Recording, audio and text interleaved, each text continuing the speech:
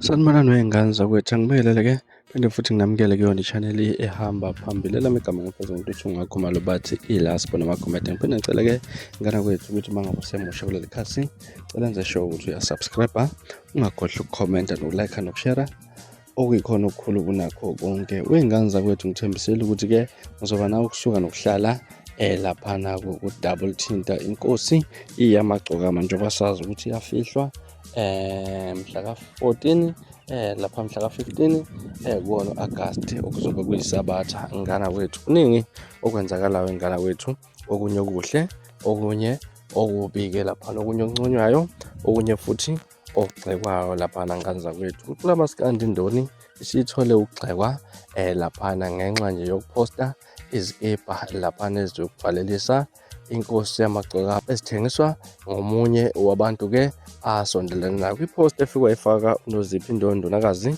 uthi izikibha lezi zisuke u-250 kuphela segoli. Ngizofaka ama-order thina esithethekwini, ngizoshiya inombolo yakhe. Abaningi bamazi uShunu Dabuka Maphumulo wenza lo msebenzi, wasefaka inombolo yakhe, inamba yomuntu owenza isikibha nje. Ngiyabonga ngara kwethu. Ngibona izolo kwabanye abantu ebekade bancoma ukuthi ngempela zishibhi, hhayi la bantu abadayisa izikibha ngo-350 imali enkulu kakhulu laphana-ke. Kodwa-ke abanye baye bagxeka impela ukuthi-ke ifike kanjani nondoni. Abanye abantu bakhala, yena usethola ithuba lokuthi enze ibhizinisi laphana. Baningi wey'ngane zakwethu abantu kade babhala badlulisa kwabo ukuphawula laphana mayelana nolu daba ukuthi-ke uSiskhaSalewa wenzani ngempela laphana, ukuthi kushoniwe.